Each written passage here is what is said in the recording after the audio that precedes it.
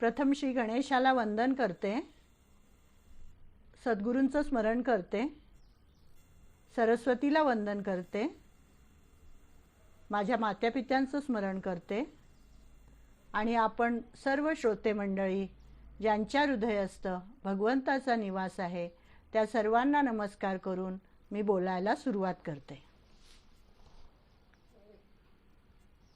आज खरं तर विशेष दिवस आहे.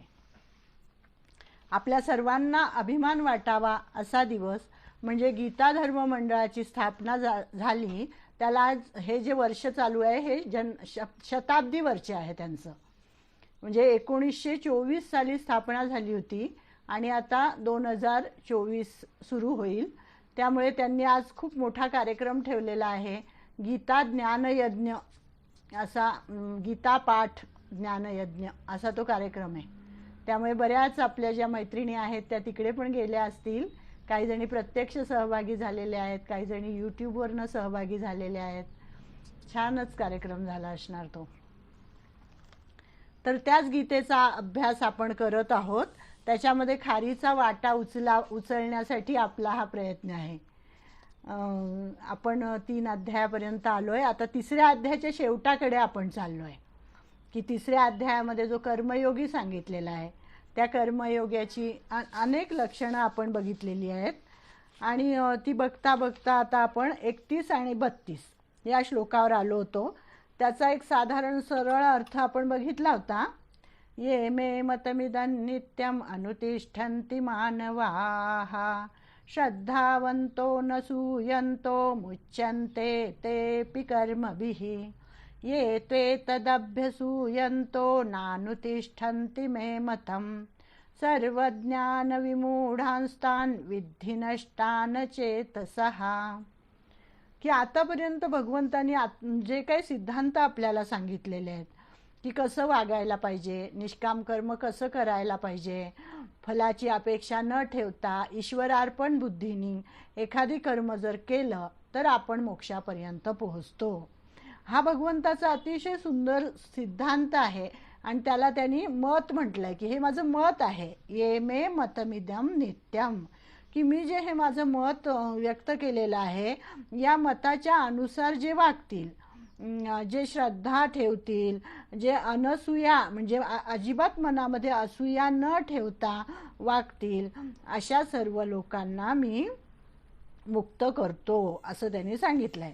की हे अर्जुना, जे कोणीही पुरुष दोषबुद्धीरहित आणि श्रद्धायुक्त होऊन नेहमी माझ्या या मताला अनुसरून वागतात, ये मे मतमिदं नित्यम अनुतिष्ठन्ति मानवाः, की माझ्या मताचं अनुसरण जे करतात त्या सर्वांना मी कर्मापासून मुक्त करतो असं भगवंत ग्वाही देतात आपल्याला.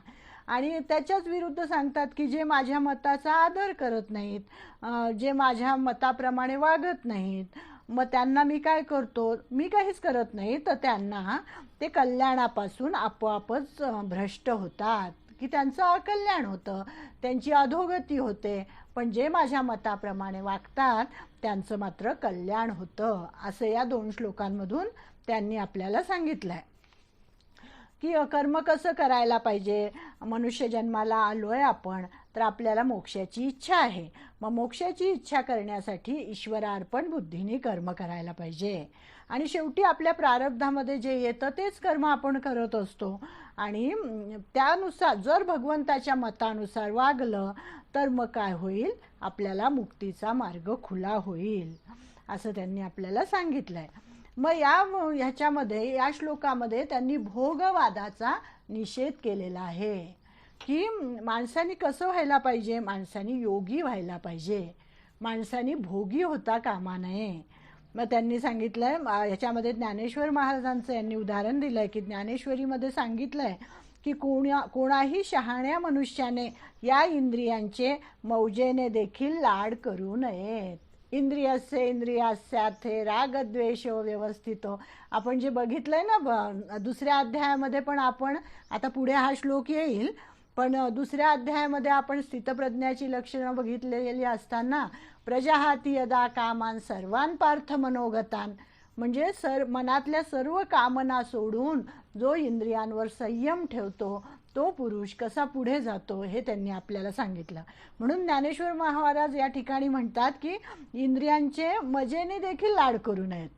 आणि आपलं कसं असतं, आपण इंद्रियांना तृप्त करण्यासाठी म्हणूनच जगत असतो रोजच्या ह्याच्यामध्ये, की मला कसं बरं वाटेल, मला कुठला पदार्थ खाल्ला तर आवडेल, माझ्या कानाला काय ऐकलं तर गोड वाटेल, माझ्या नाकाने कुठला श्वास घेतला तर मला बरं वाटेल, वास घेतला तर सुगंध. म्हणजे अशा प्रकारे आपलं सगळं लक्ष त्या इंद्रियांच्या तृप्तीकडे असतं. आणि यांनी सांगितलंय, सापाची उपमा दिलेली आहे त्या इंद्रियांना. त्यांनी सांगितलंय की सापाबरोबर खेळता येईल का आपल्याला, की एखादा साप आहे आणि त्याच्याबरोबर आपण आनंदाने खेळू का बरं, आपल्याला भीतीच वाटेल ना त्याची. म्हणजे तो शेवटी काय करणार, त्याच्या स्वभावावरच जाणार आणि आपल्याला डंख मारणार. तशी ही इंद्रिय आहेत. वाघाची संगत नीटपणे शेवटात जाईल का बरं. ज्ञानेश्वर माऊली आहेत ते कशी उदाहरणं देतात. सापाचं उदाहरण दिलंय, वाघाचं उदाहरण दिलंय, नंतर सांगितलंय हलाहल विष. हलाहल विष जर आपण प्यायलो तर ते आपल्याला पचेल का बरं, ते कधीही आपल्याला पचणार नाही. किंवा मग सहज खेळता खेळता जर आग लागली आणि मग ती जर वाढली खूप, तर ती आग जशी आटोपत नाही त्याप्रमाणे इंद्रियांचे लाड केले तर ते आपल्याला सुरुवातीला गोड वाटेल, परंतु नंतर मात्र आपल्याला त्याचा त्रासच होतो. म्हणजे हा सर्वसामान्य नियम आपल्याला माहिती आहे बघा, की आपण म्हणतो की जो कमी खाणारा आहे तो जास्त दिवस टिकतो, जास्त दिवस जगतो, त्याचं आयुष्य चांगलं राहतं. युक्त आहार विहारस्य युक्त चेष्टस्य कर्मसु. ज्याचा आहार व्यवस्थित आहे, ज्याचा विहार व्यवस्थित आहे, जो जास्त निद्रा घेत नाही, जो जागरण करत नाही, अशा सगळ्या ज्या गोष्टी आहेत त्या सगळ्या म्हणजे काय म्हणतात ना ते, की प्रमाणामध्ये सर्व काही असावे, प्रमाणामध्ये सर्व काही असावे. तर असं जो वागतो हा सर्वसामान्य नियम आरोग्याचा आपल्याला माहिती आहे, तोच त्यांनी इथे सांगितला आहे की इंद्रियांचे लाड करू नका. आणि शेवटी ते म्हणतात की काय होणार आहे, शेवटी हे शरीर परतंत्र आहे, हे कधी ना कधी आपल्याला सोडून जाणार आहे. मग आपण काही या शरीराचेच लाड करत बसायचं का. आणि एवढं कष्ट करून आपण जी संपत्ती मिळवतो, जे कष्ट करतो, आणि ते सगळं आपण या शरीराचे चोचले पुरवण्यासाठी खर्च करत असतो. मग त्यांनी सांगितलंय की या लोकात सर्व प्रकारे कष्ट करून सर्व प्रकारची संपत्ती संपादन करतात आणि आपला धर्म टाकून देऊन या संपत्तीने या देहाला फक्त पुष्ट करतात. तर देहाला पुष्ट करणं हे काही चांगलं नाही आहे. कारण की काय होणार आहे, हे शरीर पाहिलं तर 5 भूतांच्या मिलाफाने झालेले आहे. आपण पाहिलं आहे मागच्या वेळेस की पंचमहाभूतांनी बनलेलं असं हे आपलं शरीर आहे. म्हणजे पृथ्वी, आप, तेज, वायू, आकाश ही जी पंचमहाभूत आहेत ह्यांनी बनलेलं हे शरीर आहे. आणि त्याच्यामध्ये जे चैतन्य तत्व आहे त्याच्यामुळे या शरीराला महत्त्व आहे, नाहीतर काहीच महत्त्व नाही आहे याला. म्हणून मग तुम्ही काय करा, तर या इंद्रियांचे चोचले पुरवू नका, फक्त देहाचं पोषण करू नका. फक्त देहाच्या पोषणाकडे लक्ष दिलं तर उघड उघड तुमचा घातच आहे, असं त्यांनी आपल्याला अगदी स्पष्टपणे सांगून दिलेलं आहे या ठिकाणी. मागच्या वेळेस पण त्यांनी स्तेन म्हटलेलं होतं बघा. स्तेन म्हणजे चोर, की जो फक्त इंद्रियांचे लाड करतो, जो फक्त स्वतःसाठी जगतो, त्याला स्तेन म्हटलेलं आहे. मग समाजामध्ये बरेच असे लोक दिसतात की ज्यांना जे फक्त काय करतात, अविवेक असतो ज्यांच्याकडे, ज्यांची चित्तवृत्ती मलिन झालेली असते आणि जे भगवंताच्या मताचा द्वेष करतात, भगवंताच्या मताला मानत नाहीत, त्याचं अनुसरण करत नाहीत आणि ते अज्ञानी असतात. आणि त्यांनी सांगितलंय की या अज्ञानी मनुष्याची या व्यवस्थेवर श्रद्धाच नसते अजिबात. आणि ते म्हणतात की काय जगामध्ये काय देव नाही, काही नाही, फक्त 16व्या अध्यायामध्ये हे सगळं येईल बघा आपल्याला, की फक्त कामावर ज्याचं लक्ष केंद्रित असतं, काम म्हणजे कामना, फक्त इच्छा पुरवायच्या आणि फक्त संपत्ती मिळवायची, शरीराचे चोचले पुरवायचे, ह्याच्याकडेच जास्त ज्याचं लक्ष असतं तो अविवेकी असतो, असं यांनी म्हटलं आहे. आणि मग अशा अधमजनांना धर्म आणि सदाचार या गोष्टी काही माहितीच नसतात. त्यांना धर्म म्हणजे काय माहिती नसतं आणि सदाचार म्हणजे पण काय माहिती नसतं. आणि मग त्यांना कुठलंही बंधन नको असतं, अनुशासन नको असतं. कसंही वागायचं, कुठेही बसायचं, कुठेही म्हणजे आपल्या माऊलींनी म्हणा किंवा सगळ्या संतांनी की कसं वागायला पाहिजे याचे नियम आपल्याला ठरवून दिलेले आहेत. आणि दासबोधामध्ये सुद्धा इतकं सुंदर समास आहे की 1-2-3 समास असे असतील की त्याच्यामध्ये त्यांनी पहाटे लवकर उठावं, स्नान संध्या करावी, आपलं नियमित काय जे असेल ते उरकावं, नंतर भगवंताचं ध्यान करावं. बरेच लोक असं मनामध्ये बऱ्याच लोकांच्या येतं की काय करायचं सकाळी उठून, का आम्हाला जाग येते पण काय करायचं, म्हणजे काय करायचं हेच या लोकांना माहिती नाही आहे. सकाळचा ब्राह्ममुहूर्त आहे तेव्हा भगवंताचं ध्यान करायचं, आपल्या आतल्या चैतन्याचं ध्यान करायचं. परवा मी असंच भागवत ऐकायला गेले होते, तर त्या ठिकाणी भगवान श्रीकृष्णाचं त्यांनी दैनंदिनी सांगितली होती की भगवान श्रीकृष्ण स्वतः अवतारी आणि स्वतः भगवंत परब्रह्म परमात्मा, आणि त्यांची दैनंदिन सांगितली होती की ते पहाटे उठायचे आणि ध्यान करायचे. मग ते कोणाचं ध्यान करत असतील, तर त्यांच्या आतमध्ये पण चैतन्य तत्व आहे ना, की ज्याच्यामुळे त्यांनी हा अवतार घेतलेला आहे, ज्याच्यामुळे हे सगळं चाललेलं आहे, त्या चैतन्याचं ते ध्यान करायचे. ते सगुण अवतार होते त्यामुळे ते निर्गुणाचं ध्यान करायचे. आणि असं सकाळी पहाटे ध्यान करून मग त्यांची स्नान संध्या उरकून मग आलेल्या अतिथींचा सत्कार, त्यांना दानधर्म करायचा आणि मग ते आपल्या सभेमध्ये जाऊन बसायचे. सुधर्मा नावाची त्यांची सभा होती आणि त्या ठिकाणी मग त्यांचं धर्मसभा आणि मग त्या ठिकाणी विचारविनिमय, सगळ्यांशी सल्लामसलत, आणि पूर्ण गृहस्थाश्रमी होते त्यामुळे सगळ्या आपल्या पत्नींशी त्यांचा कसा व्यवहार होता, अगदी चेष्टा मस्करीपासून सगळं काही त्यांनी केलं.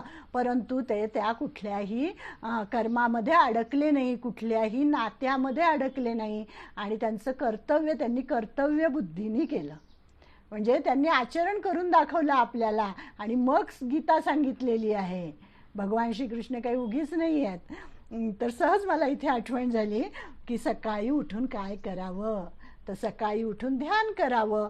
ध्यान नाही जमलं, आपल्याला गीतेचा अध्याय असेल गीता म्हणावी, कुठले चांगले श्लोक म्हणावे, म्हणजे ब्राह्ममुहूर्तावर केलेलं असं जे पाठांतर म्हणा किंवा कुठलं वाचन म्हणा, कुठलं मनन म्हणा, तर ते सगळं आपल्या बुद्धीवर परिणाम करत असतं आणि आपली या मानव जन्मामध्ये उच्च अवस्था त्याच्यामुळे प्राप्त होते. तुम्ही दिवसभर विषयांमध्ये आपण अडकलेलो असतो तेव्हा आपल्याला काहीही मिळत नाही. तेव्हा फक्त कर्म करायचं, कर्माचं फल भोगायचं, कर्म करायचं, कर्माचं फल भोगायचं आणि अजून त्यामध्ये गुंतायचं, जास्तीत जास्त गुंतायचं, हेच फक्त दिवसभर चाललेलं असतं. आणि सकाळी आपली चित्तवृत्ती एकदम स्वच्छ असते, शांत असते, कुठलेही विकार आपल्याकडे नसतात आणि म्हणून सकाळी सकाळी नेहमी ध्यान करावं असं ते आपल्याला सांगतात. आणि आपण ह्या लोकांबद्दल बघत होतो की ज्यांना हे काहीच नको असतं, नीतिमत्तेच्या सर्व मर्यादा ओलांडून फक्त इंद्रियांचे चोचले पुरवण्यास ते तत्पर असतात. देव आणि धर्मांवर त्यांची श्रद्धा नसते, जनांचा बुद्धिभेद करण्यासाठी ते सदैव तत्पर असतात. अशा लोकांना नास्तिक म्हटलं जातं. चार्वाकवादी विचारांचे असतात. खा प्या मजा करा. आपण या आयुष्यात आलोय ना, मग कशासाठी आलोय? खाणं पिणं आणि मजा करणं. धूम्रपान, व्यभिचार, मद्यपान, हिंसा, चोरी अशा अनंत पापांना ते सहज बळी पडतात. आता आपण जरी हे आपल्या मनात येईल कधी कधी की आपण धूम्रपान करत नाही, आपण व्यभिचार करत नाही, आपण मद्यपान करत नाही, म्हणजे ह्या सगळ्या ज्या अतिटोकाच्या ज्या वाईट गोष्टी आहेत त्या आपण करत नाही. आपण त्या करत नाही म्हणजे आपल्याकडून काही पाप घडत नाही असं आपल्याला वाटेल कदाचित. परंतु आपण जे मनाने कोणाचा द्वेष करणं, कोणाची निंदा करणं, इतरांविषयी मनामध्ये वाईट, जेव्हा गॉसिपिंग करतात ना लोक, तेव्हा नेहमी इतरांबद्दल काही ना काही वाईट बोलतच असतात आणि मग तो दोष आपल्याला लागतो. मग हे चोरी आणि मद्यपान करण्यासारखेच हे गोष्टी आहेत, त्यामुळे ह्या टाळाव्या असं त्यांनी आपल्याला सांगितलंय. आणि देव, ईश्वर, चैतन्य तत्व यातील भेद त्यांना यत्किंचितही माहीत नसतो आणि असे लोक काय म्हणतात? देवाला निवृत्त करा असे ते उद्दामपणे सांगतात, कारण की त्यांना देव या शब्दाची संज्ञाच माहीत नाही आहे. की देव म्हणजे काय फक्त मूर्तीमध्ये नाही आहे, तर देव हा सगळीकडे आहे. आता आपण या गीतेमध्ये हळूहळू शिकणारच आहोत. विभूती योग आहे याच्यामध्ये, की प्रत्येकामध्ये कसा परमेश्वर आहे आणि आपलं जे चैतन्य तत्व आहे तेच म्हणजे कसं ईश्वर आहे. दुसऱ्याचं मन सांभाळणं, दुसऱ्याविषयी चांगलं बोलणं, म्हणजे मला जसं वाटतं दुसऱ्यानी माझ्याशी वागावं तसंच मी दुसऱ्याशी वागलं पाहिजे. त्याचं मन सांभाळलं पाहिजे, त्याचं मन न दुखवता मला कसं वागता येईल अशा पद्धतीने वागणं म्हणजेच देवाची पूजा करणं आहे, असं ते सांगतात. म्हणजे कर्म करण्याविषयी मनुष्य अनुत्साही राहिला तर त्याचे पतन अटळ असते. आणि हा जो अध्याय आहे कर्मयोग, त्यामुळे याच्यामध्ये कर्माचं महत्त्व त्यांनी जास्त सांगितलेलं आहे, की कर्माबद्दल अनुत्साह दाखवताच कामा नये. कारण कर्म आपण करतच असतो, मग सत्कर्मच का करू नये? जर आपण सत्कर्म नाही केलं तर आपण काही ना काही तर करतच असतो, कारण कर्माशिवाय आपण एक क्षणभरही राहू शकत नाही, असं आपण मागच्या वेळेस बघितलं. मग आता याचंच विवेचन पुढच्या श्लोकात ते करतात. सदृशं चेष्टते स्वस्याः प्रकृतेर् ज्ञानवानपि प्रकृती यान्ति भूतानि निग्रह किं करिष्यति इंद्रियस्यार्थे रागद्वेषौ व्यवस्थितौ तयोर्नवशमागच्छेत् तौ ह्यस्य परिपंथिनौ. परिपंथिनो म्हणजे चोर किंवा काय वाटमारे असं म्हटलेलं आहे त्यांना. कोणाला? कामक्रोधांना, रागद्वेषांना. काय अर्थ आहे बरं या श्लोकाचा? आपण 33 आणि 34वा श्लोक बघतोय. सदृशं चेष्टते स्वस्या प्रकृतेर ज्ञानवानपी. की सर्व प्राणी कसं कर्म करत असतात? तर प्रकृतीच्या वळणावर जातात. की जशी प्रकृती असेल, जसे गुण असेल, आपण मागच्या वेळेस बघितलं होतं की रजोगुण असेल तर तो माणूस कसा वागेल, सात्विक असेल तर तो कसा वागेल, त्याप्रमाणे प्रकृतीच्या वळणावर जाऊन आणि स्वभाव परवश होऊन कर्म करीत असतात. ज्यांचा जसा स्वभाव आहे त्याप्रमाणे त्यांच्या हातून कर्म घडत असतं. ज्ञानी पुरुष देखील आपल्या प्रकृतीच्या अनुसार व्यवहार करत असतो. प्रकृती यान्ति भूतानि निग्रह किम करिष्यति. मग आपण हट्टीपणा कशाला करायचा असं त्यांनी सांगितलंय, की जर प्रकृतीच्या म्हणजे स्वभावाच्या अनुसार आपल्या हातून कर्म घडत असतं तर मी हे करणारच नाही किंवा हे मी करणारच आहे असा हट्टीपणा तिथे कशाला करायचा.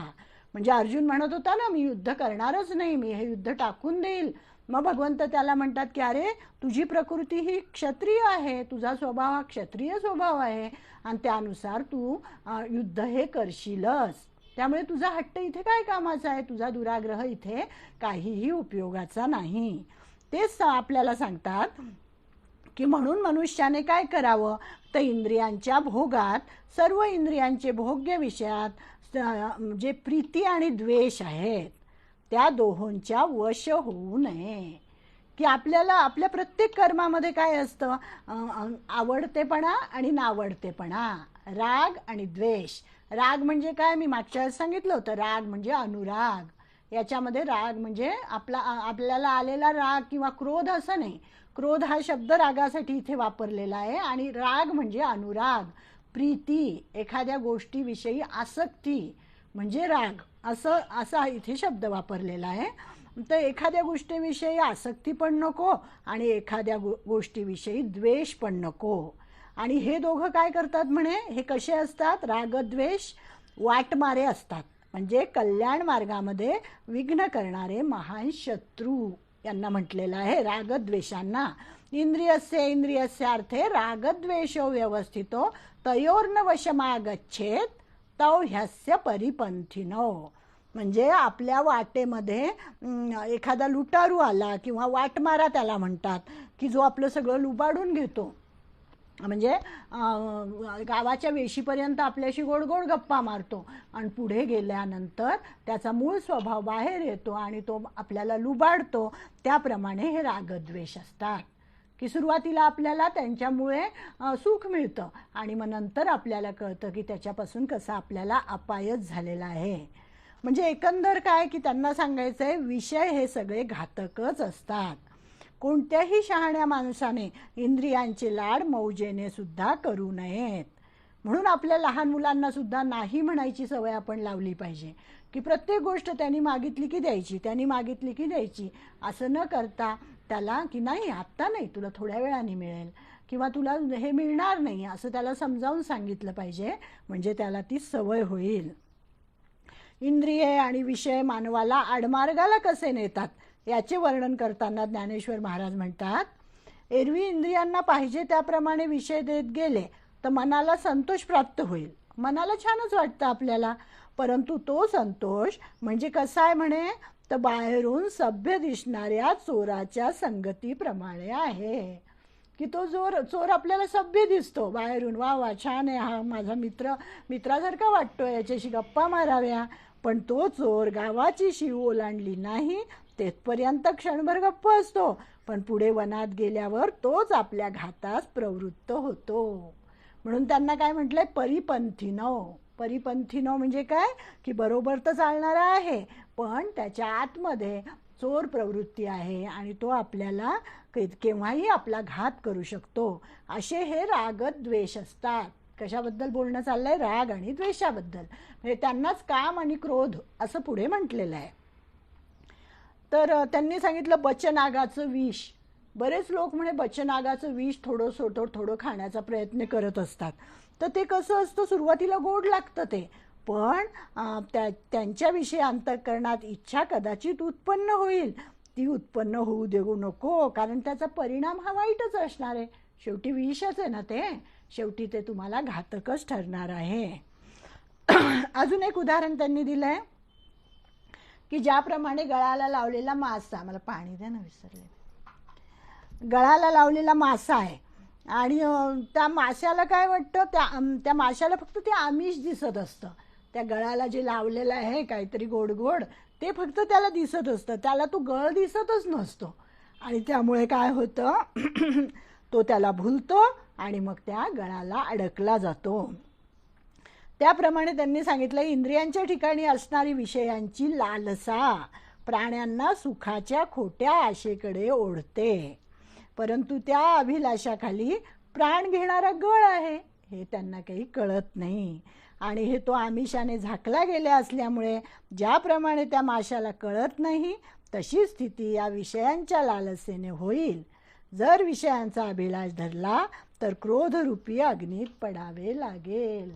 ध्यायतो विषयान पुंस संगस्तेषु उपजायते, संगात संजायते कामः, कामात क्रोधो विजायते. क्रोधात भवति सम्मोहः, सम्मोहात् स्मृतिविभ्रमः, स्मृतिभ्रंशात बुद्धिनाशो, बुद्धिनाशात प्रणश्यति. हा श्लोक आपण दुसऱ्या अध्यायात शिकलो होतो. म्हणजे याच्यामध्ये हेच सांगितलं होतं की एखाद्या विषयाचा जर आपण ध्यान केलं, एखाद्या विषयाचं, तर सतत त्या ध्यान करत राहिलं, सतत त्याच विषयाचं चिंतन की मला ही गोष्ट मिळाली पाहिजे, मला ही गोष्ट मिळाली पाहिजे. मग ती गोष्ट मिळण्यासाठी म्हणून मी काही पण प्रयत्न करेल, लांडी लबाडी करेल आणि एकदाची ती गोष्ट मिळवेलच. आणि ती गोष्ट मिळवल्यानंतर माझा लोभ वाढेल आणि ती गोष्ट जर नाही मिळाली तर माझा क्रोध वाढेल. म्हणजे लोभ आणि क्रोध ह्या गोष्टी वाढतात आणि मग बुद्धीचाही नाश कसा होतो ते आपण त्या श्लोकामध्ये बघितलं होतं. मग इथे यांनी पुढे म्हटले की मनुष्य विषयांना बळी का पडतो. तर इतकं सुंदर त्यांनी स्वधर्माचं वर्णन केलं आहे की प्रत्येकाने जर आपलं कर्म, आपला स्वधर्म व्यवस्थितपणे पार पाडला तर विषयांना बळी पडण्याचं काहीच कारण नाही. पण आपण काय करतो, आपला स्वधर्म सोडून देतो आणि इतर लोक कसे वागतात त्याप्रमाणे वागण्याचा प्रयत्न करतो. आता ह्या मुली कपडे घालतात, ते कसे घालतात, ते युरोपियन बायका कसे कपडे घालतात, त्या मुली कसे कपडे घालतात तसे घालतात. म्हणजे हे अंधानुकरण केलं जातं. त्यांच्या हे लक्षात येत नाही की तिकडे वातावरण तसं आहे त्यामुळे त्या तसं घालत असतील, आपल्याकडे वातावरण वेगळं आहे. म्हणजे याला काय म्हणायचं, परधर्माचं अनुष्ठान करणं, आपला धर्म सोडून देऊन इतरांच्या धर्माची कॉपी करणं. आणि या श्लोकामध्ये त्यांनी प्रकृतीला विशेष विशेष महत्त्व दिलेलं आहे की सदृशम चेष्टते स्वस्या प्रकृतेर ज्ञानवानपी. प्रकृती म्हणजे काय, तर पूर्वजन्मकृत धर्म, अधर्म, इच्छा, वासना इत्यादींचा या जन्मात अभिव्यक्त झालेला संस्कार म्हणजे प्रकृती होय. की आता माझ्यावर जे काही पूर्वजन्मीचे संस्कार असेल त्यानुसार मी त्या घरात जन्माला येते, त्या शहरामध्ये येते आणि मग तिथे माझं कार्य पुढे चालू होतं. याला त्यांनी प्रकृती म्हटलेलं आहे. आणि मग ते म्हणतात की मृत्यूच्या वेळी काय होतं म्हणे की विद्या, कर्म, पूर्वप्रज्ञा इत्यादी सर्व ह्या ज्या गोष्टी आहेत ह्या पुढे येतात आणि देह पडला तरी सुद्धा संस्कार उरतातच. हा स्थूल देह आहे. आपण मागच्या वेळेस बघितलं होतं की हा आपला स्थूल देह आहे, जो दिसणारा आहे तो स्थूल देह आहे. त्याच्यामध्ये जे आहे मन, बुद्धी, चित्त, अहंकार, त्याला सूक्ष्म देह म्हटलेला आहे. तर आपल्या ह्या देहाचा जरी नाश झाला तरी सूक्ष्म देहाचा नाश होत नाही. तो सूक्ष्म देहामध्ये जे संस्कार असतात ते आपल्याला पुढच्या जन्माला कारण ठरतात. म्हणून त्यालाच त्यांनी प्रकृती म्हटलेलं आहे. आणि त्यामुळे प्राचीन संस्कारांच्या अधीन राहण्याचा स्वभाव म्हणजे प्रकृती होय. आणि म्हणून आपण त्या प्रकृतीच्या अधीन होऊन वागत असतो. आता प्रकृती बलवान असेल तर पुरुषार्थाचे महत्त्व काय? आपल्या मनामध्ये असा विचार येईल की पूर्वसंस्कार काय आहेत काय नाही हे तर आम्हाला या जन्मात माहिती नाही आहे. मग आम्ही त्याचनुसार जर घडणार असेल, आमच्या आयुष्यात जर सगळं पूर्वजन्मानुसारच घडणार असेल, पूर्वसंस्कारानुसारच घडणार असेल तर मग आमच्या पुरुषार्थाचा उपयोग काय? आम्ही जे आत्ता कर्म करायचं, आत्ता पुरुषार्थ करायचा, मग त्याचा उपयोग काय? त्याला काय महत्त्व आहे? तर या प्रश्नाचं उत्तरसुद्धा त्यांनी इथे दिलं आहे की मग आमच्या प्रयत्नांना काही अर्थच राहणार नाही जर तुम्ही पूर्व संस्कार आणि प्रकृती बलवान आहे असं म्हणता तर. मग त्यांनी सांगितलंय पुढे, असं निराकरण केलं आहे की आपण स्वधर्माप्रमाणे वागलं पाहिजे आणि मानवाची कर्मे इंद्रियांच्या माध्यमातून घडत असतात आणि त्या इंद्रियांना विषयांची प्रीती असते आणि त्यानुसार अनुराग आणि द्वेष निर्माण होत असतात. इंद्रियांसाठी जे विषय अनुकूल असेल, अनुराग आणि प्रतिकूल असेल तर द्वेष निर्माण होतो. हे न करता मानवाने निर्द्वंद्व वा तटस्थ होण्याचा प्रयत्न करावा. म्हणजे कुठलंही कर्म मला आवडत नाही, म्हणजे क्रियमान कर्म तर आपल्या हातात आहे ना. तो जो त्यांनी जो प्रश्न इथे उपस्थित केला की मागच्या संस्कारांप्रमाणे जर सगळं घडणार असेल तर आमच्या पुरुषार्थाला किंवा आमच्या प्रयत्नाला काय महत्त्व आहे? मग तर महत्त्व असं आहे की कर्माचे प्रकार आता पुढे आपण बघू. क्रियमान कर्म म्हणजे जे आपण करत असतो रोज, ते सकाळपासून रात्रीपर्यंत जे जे कर्म आपण करत असतो ते. नंतर संचित कर्म एक आहे, प्रारब्ध कर्म एक आहे, अशी बरीच प्रायश्चित्त कर्म एक आहे. हे सगळे आपण पुढच्या अध्यायामध्ये, चौथ्या अध्यायामध्ये येतील हे सगळे कर्माचे प्रकार. तर त्यांचं म्हणणं की प्रारब्ध कर्म समजा आपल्या हातात नाही आहे, म्हणजे जे मागचं घडलेलं आहे तेच आपण आत्ता जे आपल्या समोर येत आहे ते मागचं संचितातलं आपल्या समोर येत आहे, त्याला प्रारब्ध कर्म म्हणतात. म्हणजे आता माझ्या प्रारब्धात असेल कुठेतरी म्हणून मी गीता सांगते, म्हणजे पूर्वजन्मी कुठेतरी सांगितलेली असेल किंवा अर्धवट राहिली असेल ती मी पूर्ण करते आणि तुम्ही ऐकताय, म्हणजे तुमचं पण संचितामध्ये कुठेतरी ते श्रवणाचं राहिलं असेल अर्धवट म्हणून तुम्ही ऐकताय. म्हणजे हे आपलं प्रारब्ध कर्म आहे, हे त्यानुसार घडतं आहे. पण आता पुरुषार्थ काय आपला? तर सतत त्याचं अनुष्ठान करणं. म्हणजे आता एकदा वाचली गीता सोडून दिली, होती माझ्या प्रारब्धात, जाऊ दे आता सोडून दिली मी. पण नाही, मला त्याचं महत्त्व कळलेलं आहे आणि मग क्रियमान कर्मातून माझं परत फळ चांगल्या प्रकारचं तयार होणार आहे. म्हणून मग मी ठरवलं आहे की मी आयुष्यभर गीतेची साथ सोडणार नाही. तर मी आयुष्यभर त्या गीतेचा अभ्यास करत राहील, त्याचा अर्थ वाचत राहील, जमलं तर दुसऱ्यांना सांगत पण जाईल. म्हणजे हे झालं माझं क्रियमान कर्म आणि ह्याला म्हणतात पुरुषार्थ. हे प्रयत्न आहे, हे पुरुषार्थ आहे माझा की ज्याने माझ्या पुढील जन्मामध्ये परत संचित कर्म माझं चांगलंच तयार होईल आणि परत ते मला प्रारब्ध रूपाने चांगलंच भोगायला मिळेल, असं त्यांना आपल्याला सांगायचं आहे. म्हणून जे कल्याणकारक, एखादं काम कल्याणकारक आहे आणि तेच मी करेल आणि एखादं काम वाईट आहे ते मी करणारच नाही, तर असं सुद्धा तुम्ही, म्हणजे कुठल्याही कर्माचा द्वेष करू नका आणि कुठल्याही कर्माची आसक्ती ठेवू नका. तर जे काय माझ्या वाट्याला आलंय, जे काय समोर आलंय ते कर्म करत राहा, असं त्यांनी सांगितलंय. जे अनुकूल असते ते सुखाचे साधन, त्यामुळे ते प्रिय होतं आपल्याला आणि त्याविषयी आपोआपच अनुराग वाटायला लागतो, ते प्रेम वाटायला लागतं आणि जे प्रतिकूल असतं ते दुःखाला कारणीभूत होतं, त्यामुळे त्याचा आपल्याला द्वेष वाटायला लागतो. मग या रागद्वेषांना जिंकण्याचे 2 प्रधान मार्ग त्यांनी आपल्याला सांगितलेले आहेत की हे रागद्वेष तर आहेत आमच्या आयुष्यामध्ये, तर मग आता यांना जिंकायचं कसं. तर यांना जिंकायचं कसं त्याचा उपाय छान सांगितला आहे की आपल्या शास्त्रांनी जे सांगितलेलं आहे, शास्त्रांचं पठण करायचं, शास्त्रांनी जे सांगितलं आहे त्याच्यावर विश्वास ठेवायचा, गुरूंच्या वचनावर श्रद्धा ठेवायची आणि कर्म करायचं.